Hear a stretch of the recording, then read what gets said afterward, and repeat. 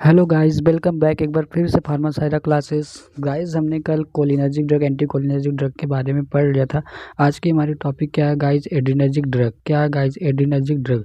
आज हम adrenergic drug के बारे में पढ़ेंगे कि ये एड्रीनर्जिक ड्रग क्या होता है।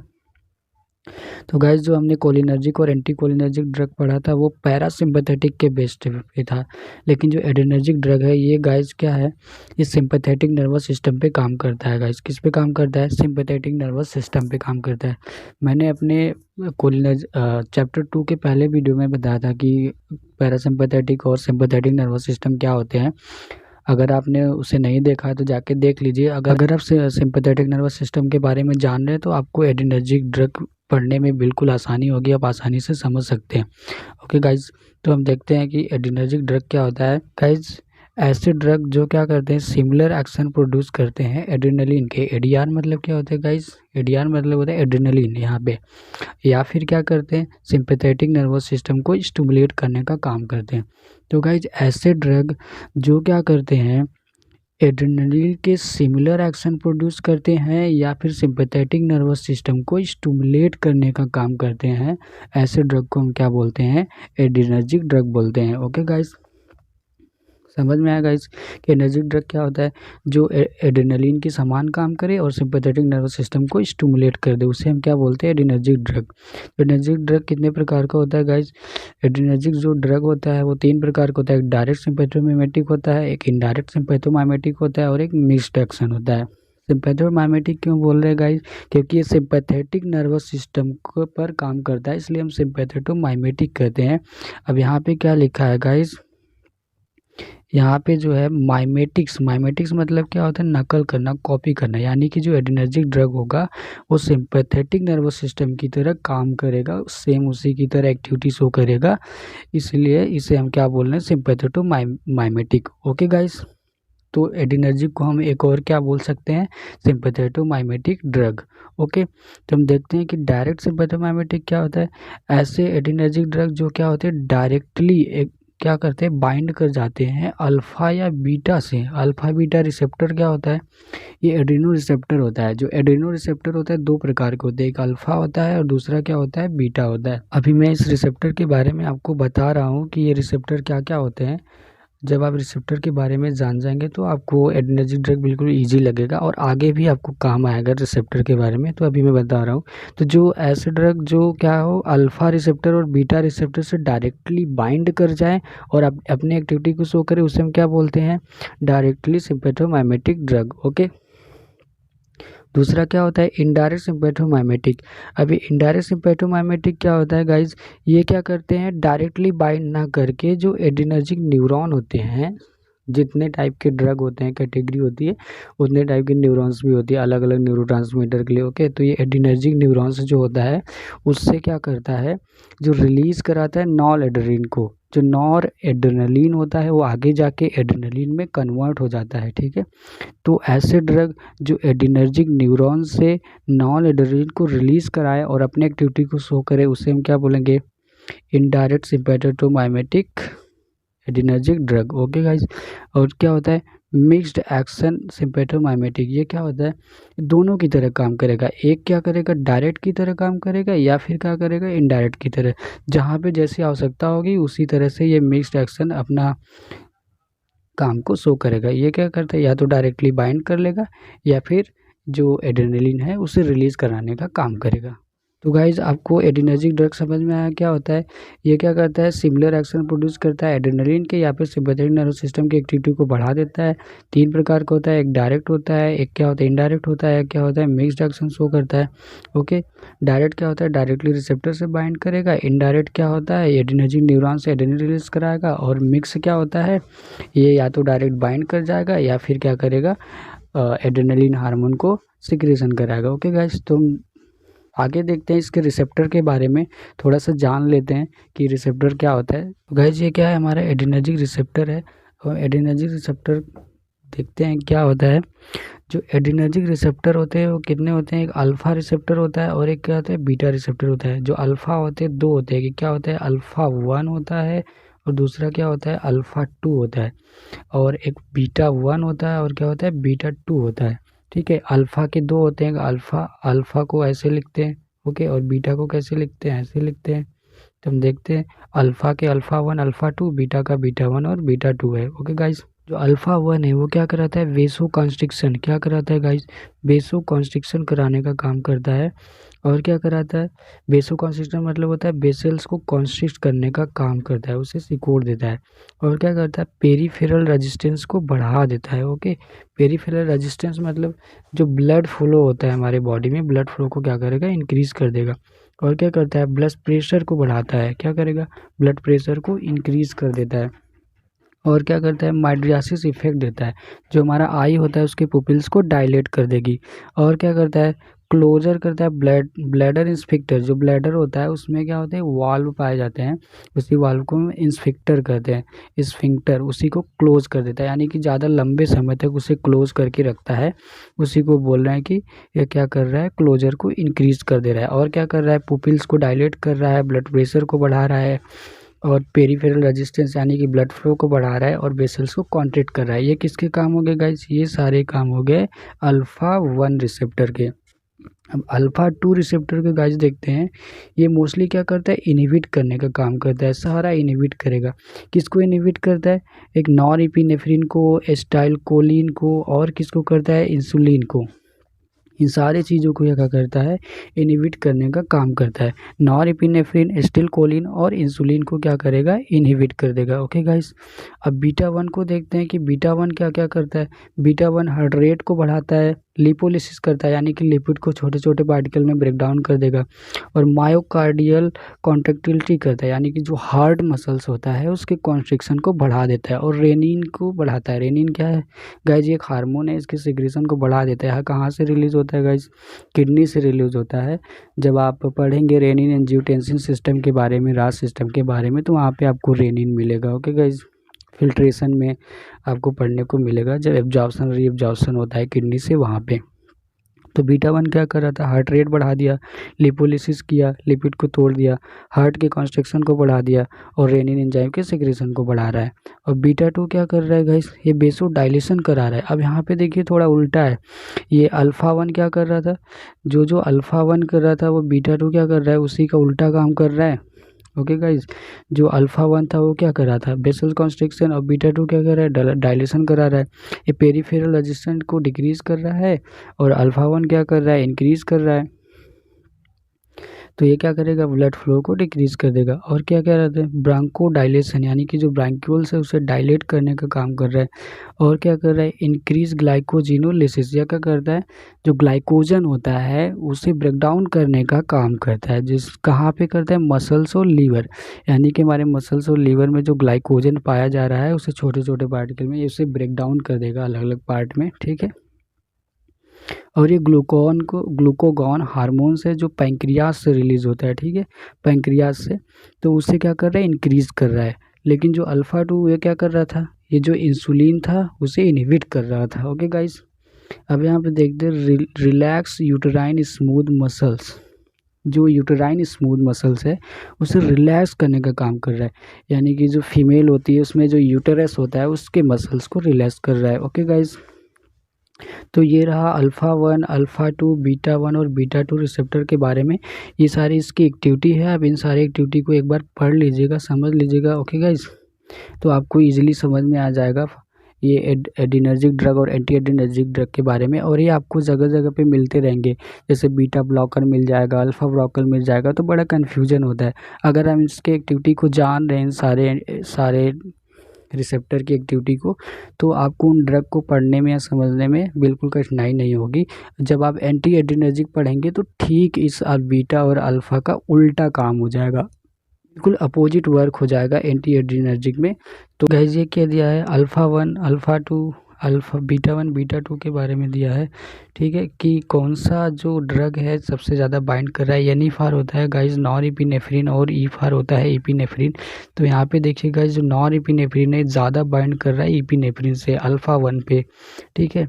और जो अल्फ़ा 2 है यहाँ पे इपिनेफ्रिन ज़्यादा बाइंड कर रहा है नॉन एपिनेफ्रिन से, और बीटा 1 पे क्या है, इपिनेफ्रिन और नॉन एपिनेफ्रिन दोनों इक्वल अमाउंट में बाइंड कर रहे हैं, और बीटा 2 पे इपिनेफ्रिन ज़्यादा बाइंड कर रहा है नॉन एपिनेफ्रिन पे। तो ये गाइस ये ड्रग था कौन सा कहाँ पे ज़्यादा बाइंड कर रहा है, तो आप इसे ईजिली समझ जाइए और लर्न कर लीजिए। अगर आप इसके एक्टिविटी के बारे में जान रहे हैं तो आपको आगे पढ़ने में आसानी होगी।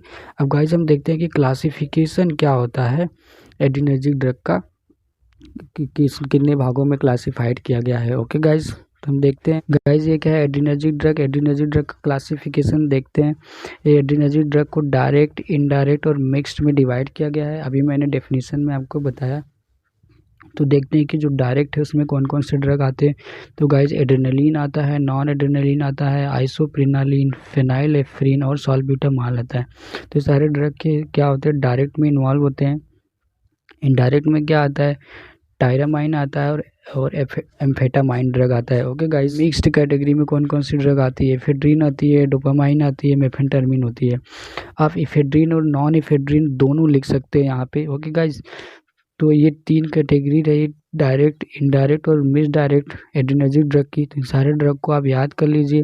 डायरेक्ट में एड्रेनलिन, नॉन एड्रेनलिन, आइसोप्रिनालिन, फेनाइलेफ्रिन और सॉल्ब्यूटामॉल। इनडायरेक्ट में टायरामाइन और एम्फेटामाइन। और मिक्स्ड में क्या क्या था, इफेड्रिन, डोपामाइन, मेफेंटरमिन और नॉरएफेड्रिन। ओके गाइज, आगे देखते हैं कि फार्माकोलॉजिकल एक्शन क्या होता है एड्रीनर्जिक ड्रग का। तो गाइज हम फार्माकोलॉजिकल एक्शन के बारे में पढ़ते हैं कि फार्माकोलॉजिकल एक्शन क्या है एड्रीनर्जिक ड्रग का। पहले हम देखते हैं हार्ट के ऊपर। हार्ट के ऊपर क्या क्या इफेक्ट डालता है एड्रीनर्जिक ड्रग। तो पहले क्या करेगा, जो कॉन्ट्रैक्शन है उसे बढ़ा देगा, इंक्रीज कर देगा। तो जब कॉन्ट्रैक्शन इंक्रीज होगा तो हार्ट रेट बढ़ जाएगा, कंडक्टिविटी बढ़ जाएगी और ऑटोमेटिसिटी, यानी कि जो कंडक्शन हो रहा है हार्ट के अंदर, जो इम्पल्स कंडक्शन वो बढ़ जाएगा। और जब हार्ट की ऑटोमेटिसिटी, हार्ट तो अपने आप ही धड़कता है ऐसे नोड के जरिए, तो वो भी क्या होगा, इंक्रीज हो जाएगा। तो हार्ट रेट बढ़ रहा है और क्या बढ़ रहा है, मसल्स कॉन्स्ट्रिक्शन बहुत ज़्यादा बढ़ जा रहा है और उसकी कंडक्टिविटी बढ़ जा रही है, हार्ट पे इफेक्ट डाल रहा है। अब गाइस देखते हैं कि ब्लड प्रेशर पे क्या क्या इफेक्ट डाल रहा है एड्रीनर्जिक ड्रग। ब्लड प्रेशर को क्या कर रहा है, इंक्रीज करने का काम कर रहा है, ठीक है। और डिक्रीज कर रहा है क्या, diastolic blood pressure. Diastolic blood pressure क्या होता है, आपने पढ़ा होगा, सिस्टोलिक डायस्टोलिक। जो सिस्टोलिक होता है 120 mmHg होता है, ठीक है, और डायस्टोलिक क्या होता है 80 mmHg होता है। तो ये क्या हो रहा है, डायस्टोलिक प्रेशर को घटाने का काम कर रहा है। ओके गाइज, और क्या कर रहा है, डिक्रीज कर रहा है पेरिफेरल रेजिस्टेंस को, यानी ब्लड फ्लो। और ये इंक्रीज क्या कर रहा है, सीओ। सीओ मतलब क्या होता है guys, cardiac output. Cardiac output को बढ़ा दे रहा है, ठीक है। क्या कर रहा है, कार्डियक आउटपुट बढ़ा रहा है, ब्लड प्रेशर बढ़ा रहा है, और जो डायस्टोलिक प्रेशर है उसे घटाने का काम कर रहा है एड्रीनर्जिक ड्रग। तो ये क्या हो गया, ब्लड प्रेशर के ऊपर इफेक्ट हो गया। ओके गाइज, हार्ट में क्या कर रहा था, कॉन्ट्रेक्शन बढ़ा रहा था, हार्ट रेट बढ़ा रहा था, ठीक है, कंडक्टिविटी बढ़ा रहा था। अब हम आगे देखते हैं गाइस, अभी एड्रीनर्जिक ड्रग जो है वो ब्लड वेसल्स पे क्या इफेक्ट डाल रहा है, हमारे ब्लड वेसल्स पे क्या क्या इफेक्ट डाल रहा है। तो क्या कर रहा है, डायलेशन कर रहा है कोरोनरी ब्लड वेसल्स को, और क्या कर रहा है, मस्कुलर ब्लड वेसल्स को, यानी कि जो मसल्स में और हार्ट में ब्लड वेसल्स है उसे क्या कर रहा है, डायलेट कर दे रहा है, ठीक है।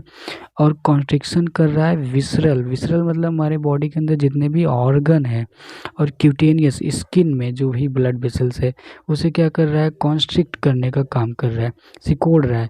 यानी कि जो एड्रीनर्जिक ड्रग है वो जो कोरोनरी, हमारे हार्ट में और मसल्स में जो ब्लड वेसल्स है उसे डायलेट करने का काम कर रहा है, और जो हमारे ऑर्गन्स में और स्किन में ब्लड वेसल्स है उसे कॉन्स्ट्रिक्ट करने का काम कर रहा है। ओके गाइस, देखते हैं कि रेस्पिरेटरी सिस्टम पे क्या इफेक्ट डाल रहा है ये एड्रीनर्जिक ड्रग। तो ब्रांको डायलेशन करा रहा है, हमारा जो ब्रांक्यूल्स है उसे डायलेट कर दे रहा है। और स्टिमुलेशन ऑफ रेस्पिरेशन, जो रेस्पिरेशन है उसके रेट को स्टिमुलेट कर देगा, यानी कि रेस्पिरेटरी रेट बढ़ जाएगा, बहुत ज़्यादा होने लगेगा। तो ब्रांक्यूल्स डायलेट हो गए और रेस्पिरेशन रेट बढ़ गया। ओके गाइस, आंखों पे क्या इफेक्ट डाल रहा है एड्रीनर्जिक ड्रग, तो माइड्रियासिस करा रहा है। माइड्रियासिस मतलब हमारा जो पुपिल्स होगा वो डायलेट हो जाएगा। और एक जो थैलेमस, एक्जोप्थैलेमस क्या होता है गाइज, आपने कुछ लोगों को देखा होगा कि कुछ लोगों की आंखें उभरी उभरी नजर आती है, ऐसा लगता है बाहर की तरफ निकला हुआ है, तो उसी कंडीशन को बोलते हैं एक्जोप्थैलेमस। ओके, ये क्या करता है, एक्जोप्थैलेमस करता है, यानी कि आंखों में उभार ला देता है। और क्या करता है, रिड्यूस इंट्रा ऑकुलर प्रेशर। जो इंट्रा ऑकुलर प्रेशर है, इंट्रा ऑकुलर प्रेशर क्या लिखते हैं, IOP। IOP को क्या बोलते हैं, intra ocular pressure. Okay guys, तो हमारी आंखों में जो एक्वस ह्यूमर होता है, जब उसका प्रेशर बढ़ जाता है आंखों में, तो उसी को बोलते हैं इंट्रा ऑकुलर प्रेशर इंक्रीज हो गया, उसी को क्या करता है, रिड्यूस करता है एड्रेनर्जिक ड्रग। तो आंखों के पुपिल्स डायलेट करा रहा है, इंट्रा ऑकुलर प्रेशर को रिड्यूस कर रहा है, और एक्जोप्थैलेमस काज कर रहा है, आंखों में उभार ला रहा है। और CNS पे क्या इफेक्ट डालता है हमारे ब्रेन पे, तो हमारे ब्रेन में एक ब्लड ब्रेन बैरियर होता है जो किसी ड्रग को इजीली क्रॉस नहीं होने देता। तो जो एड्रेनर्जिक ड्रग है ये ब्लड ब्रेन बैरियर को क्रॉस नहीं कर पाता है, तो इस CNS पे ज़्यादा इफेक्ट नहीं देता। और मेटाबॉलिज्म में क्या कर रहा है गाइज, तो यहाँ पे देखिए ब्लड शुगर लेवल को बढ़ा रहा है, लैक्टिक एसिड को बढ़ा रहा है, और क्या कर रहा है, जो फैटी एसिड है उसकी सेग्रेशन को बढ़ा रहा है। यानी कि मेटाबॉलिज्म में जो एड्रेनर्जिक ड्रग है ब्लड शुगर लेवल और लैक्टिक एसिड और फैटी एसिड को इंक्रीज कर दे रहा है। ये क्या रहा गाइज, फार्माकोलॉजिकल एक्शन रहा एड्रेनर्जिक ड्रग का। ओके गाइज, जब हम देखते हैं indication of adrenergic drug, adrenergic drug का इंडिकेशन क्या क्या होता है, कहाँ कहाँ पे हम एड्रेनर्जिक ड्रग का उपयोग करते हैं। ओके, तो हार्ट ब्लॉक, जब हार्ट ब्लॉक कंडीशन होती है, हार्ट बीट बहुत स्लो हो जाता है या ब्लॉकिंग शॉकिंग की वजह से, उसे हम क्या बोलते हैं, कार्डियोजेनिक शॉक। क्या बोलते हैं गाइस, कार्डियोजेनिक शॉक कंडीशन जब होती है तो हार्ट क्या होता है, ब्लॉक हो जाता है, तो उस दौरान हम क्या करते हैं, एड्रेनर्जिक ड्रग का उपयोग करते हैं। और ट्रीटमेंट ऑफ अस्थमा, जो अस्थमा किसी को हुआ होता है तो उसमें हम क्या करते हैं, एड्रेनर्जिक ड्रग देते हैं। और कौन सा ड्रग सबसे ज़्यादा यूज़ करते हैं, सॉल्ब्यूटामॉल, जो अस्थमा का पंप आता है इनहेलेशन के लिए, तो उसमें जो ड्रग होती है वो क्या होती है, सॉल्ब्यूटामॉल होती है। तो अस्थमा के ट्रीटमेंट के लिए हम यूज़ करते हैं एड्रेनर्जिक ड्रग का। और किस में करते हैं गाइस, हाइपरटेंशन में, अगर किसी का जो ब्लड प्रेशर है, नॉर्मल ब्लड प्रेशर कितना होता है, 120/80 mmHg, जब उससे बहुत ज़्यादा हो जाता है उससे क्या बोलते हैं, हाइपरटेंशन। ठीक है, तो हाइपरटेंशन में एड्रेनर्जिक ड्रग का प्रयोग करते हैं। और किस में करते हैं, use for the prolongation of local anaesthetic action by vasoconstriction. ठीक है, जो लोकल एनेस्थेटिक का प्रयोग क्यों करते हैं, जब किसी को टाका वगैरह लगाना होता है या चोट लगी होती है तो वहाँ पे हम इंजेक्शन दे देते हैं ताकि दर्द क्या हो, कम हो, तो वहाँ पे लोकल एनेस्थेटिक का उपयोग करते हैं। अब एड्रेनर्जिक को हम लोकल एनेस्थेटिक के साथ देते हैं ताकि जो लोकल एनेस्थेटिक ड्रग है इसकी कैपेसिटी बढ़ जाए, इसकी जो काम करने की क्षमता है, इसकी जो प्रभाव है, इफेक्ट है, ज़्यादा लंबे समय तक रहे इसके साथ, इसलिए हम एड्रेनर्जिक ड्रग को देते हैं। तो कौन सा ड्रग देते हैं, एड्रेनलिन। एड्रेनलिन को सबसे ज़्यादा लोकल एनेस्थेटिक के साथ यूज़ करते हैं ताकि इसकी कैपेसिटी क्या हो, बढ़ जाए और लंबे समय तक काम करे ताकि दर्द ना हो। ओके गाइस, और किस में करते हैं, कंट्रोल लोकल ब्लीडिंग, शरीर में कहीं घाव लग गया है, ब्लीडिंग हो रही है तो उसे रोकने के लिए भी हम क्या करते हैं, एड्रेनलिन का इस्तेमाल करते हैं। और नजल डिकंजेस्टन, किसी का नाक जाम हो गया है, पूरी तरह से कंजेस्ट हो गया है, तो उसे क्लियर करने के लिए हम एड्रेनर्जिक ड्रग का प्रयोग करते हैं। मोस्टली हम क्या, ऑक्सीमेथाओलिन का प्रयोग करते हैं। किसका करते हैं, ऑक्सीमेथाओलिन ड्रग का प्रयोग करते हैं। और किस में करते हैं guys, inhibition of uterine construction, जो यूटेराइन कॉन्स्ट्रक्शन बहुत ज़्यादा जिस फीमेल के अंदर हो रहा है उसको रोकने के लिए करते हैं। कौन सा ड्रग देते हैं, नाइलोड्रिन। नाइलोड्रिन ड्रग का प्रयोग सबसे ज़्यादा करते हैं। तो गाइज ये क्या रहा, एड्रेनर्जिक ड्रग का क्या रहा, इंडिकेशन रहा, किसमें, हार्ट ब्लॉक में कर रहे थे, अस्थमा के ट्रीटमेंट में कर रहे थे, हाइपरटेंशन में कर रहे थे, और लोकल एनेस्थेटिक के साथ दे रहे थे, लोकल ब्लीडिंग को रोक रहे थे, नजल डिकंजेस्टन में यूज़ कर रहे थे, और किसमें, यूटेराइन कॉन्स्ट्रिक्शन को इनहिबिट करने के लिए। ओके गाइस, हम देखते हैं कि ड्रग डोज, एड्रेनलिन का ड्रग डोज क्या होता है। हम कुछ इंपॉर्टेंट ड्रग के बारे में देखते हैं जो मार्केट में सबसे ज़्यादा अवेलेबल होती है। तो एड्रेनलिन, जो एड्रेनलिन को हम एपिनेफ्रिन के नाम से जानते हैं, और जो नॉर एड्रेनलिन है तो उसे हम क्या बोलेंगे, नॉर एपिनेफ्रिन, दोनों नाम एक ही है। ओके गाइस, एड्रेनलिन या एपिनेफ्रिन, नॉर एड्रेनलिन या नॉर एपिनेफ्रिन। तो एड्रेनलिन कितना देते हैं गाइस, 0.2 से 0.5 mg देते हैं, एससी या आईएम रूट। एससी मतलब होता है सबक्यूटेनियस रूट, आईएम मतलब होता है इंट्रामस्कुलर रूट। ओके गाइस, तो 0.2 से 0.5 mg देते हैं। जो इफेड्रीन होता है उसे कितना देते हैं, 15 से 60 mg TDS, यानी कि दिन में 3 बार देंगे 15 से 60 mg का इफेड्रीन ड्रग। आइसोप्रेनालिन कितना देते हैं 20 mg सबलिंगुअल। सबलिंगुअल मतलब गाइस जो ड्रग जीभ के नीचे रख कर खाया जाता है उसे हम क्या बोलते हैं, लिया जाता है सबलिंगुअल बोलते हैं। ओके, उस रूट को क्या बोलते हैं, सबलिंगुअल रूट, मैंने बताया था आप।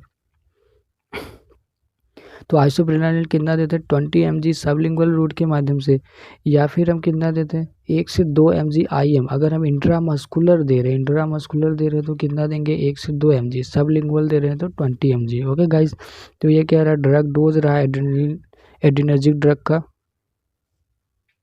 अब गाइस हम देखते हैं क्या कंट्रा इंडिकेशन क्या होता है एड्रेनर्जिक ड्रग का, यानी कि ऐसी कौन कौन सी बॉडी में कंडीशन है जहाँ पे एड्रेनर्जिक ड्रग का प्रयोग नहीं करते। तो पल्मोनरी इडिमा, यानी कि जो लंग्स है, पल्मोनरी क्या है, लंग्स का बायोलॉजिकल नेम है।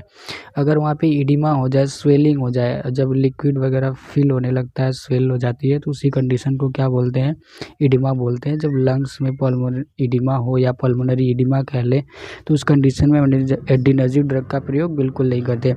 और क्या, और गाइस क्या होता है मेटाबॉलिक एसिडोसिस क्या होता है, जब बॉडी में एसिड का फार्मेशन बहुत ज़्यादा होने लगे, कीटोन बॉडी, तो कीटोन बॉडी का फार्मेशन जब बहुत ज़्यादा होने लगता है उसी को हम क्या बोलते हैं, मेटाबॉलिक एसिडोसिस। ओके, तो ऐसे कंडीशन में हम क्या करेंगे, एड्रेनर्जिक ड्रग का उपयोग नहीं करेंगे।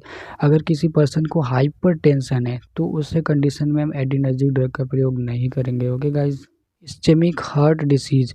अब ये इस्चेमिक हार्ट डिसीज़ क्या होता है गाइज, कुछ ऐसे लोग होते हैं जिनमें हार्ट में ब्लड फ्लो कम होता है, वहाँ पे ऑक्सीजन की सप्लाई कम हो पाती है, तो उस डिसीज़ को क्या बोलते हैं, इस्चेमिक हार्ट डिसीज़ बोलते हैं। तो ऐसे कंडीशन में एड्रेनर्जिक ड्रग का प्रयोग नहीं करेंगे। कार्डियक एरिथमिया में नहीं करेंगे, जिसका हार्ट रेट इरेगुलर है, किसी का कभी कम हो जाता है कभी ज़्यादा हो जाता है, तो वहाँ पे क्या करेंगे, हम एड्रेनर्जिक ड्रग का प्रयोग नहीं करेंगे। हाइपरथायराइडिज्म है, किसी के अंदर थायराइड बहुत ज़्यादा सिक्रीटेड हो रहा है, थायराइड हार्मोन की मात्रा ज़्यादा है, तो वहाँ पे हम क्या करेंगे, एड्रेनर्जिक ड्रग का प्रयोग बिल्कुल नहीं करेंगे। अब देखते हैं गाइस कि एडवर्स इफेक्ट क्या होता है, कि एड्रेनर्जिक ड्रग का प्रयोग अगर हम बहुत ज़्यादा कर रहे हैं तो कौन कौन से साइड इफ़ेक्ट आते हैं।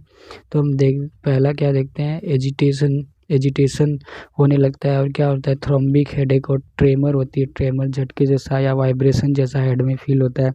थ्रोम्बिक हेडेक क्या होती है गाइस, जब कोई हैंगओवर होता है या फिर चाय कॉफ़ी की वजह से सर दर्द कर रहा है, या वाइन ड्रिंक करने के बाद सर दर्द कर रहा है, तो उसी को थ्रोम्बिक हेडेक बोलते हैं। वीकनेस है, कमजोरी आने लगती है, और पेलर, चेहरे पर पीलापन पड़ जाता है। रेस्पिरेटरी इनसफिशियंसी, ठीक से श्वास नहीं ले पाते, क्योंकि रेस्पिरेटरी इंक्रीज कर देता है तो सांस लेने में थोड़ी भी दिक्कत होने लगती है। रेस्पिरेटरी रेट बढ़ने की वजह से, ब्रांक्यूल डायलेट होने की वजह से, अगर हम बहुत ज़्यादा मात्रा में यूज़ कर रहे हैं तब।